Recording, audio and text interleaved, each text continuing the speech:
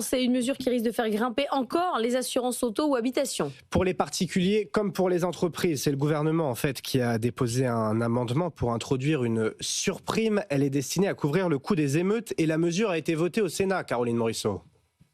Le gouvernement veut instaurer une prime supplémentaire sur tous les contrats d'assurance dommages, prime qui viendrait alimenter un fonds émeute. Il serait garanti par l'État et viendrait couvrir en grande partie les dégâts causés lors de violences urbaines, de quoi alléger la facture pour les assureurs qui seraient en contrepartie obligés de réintroduire ce risque dans leur contrat.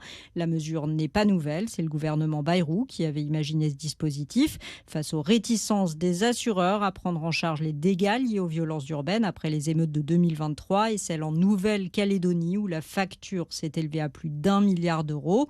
L'AMRAE, qui représente ceux qui gèrent les risques en entreprise, souligne qu'entre la taxe incendie, la hausse de la surtaxe sur les catastrophes naturelles et maintenant cette nouvelle prime pour les émeutes, tous ces dispositifs représentent un tiers de l'assurance dommage.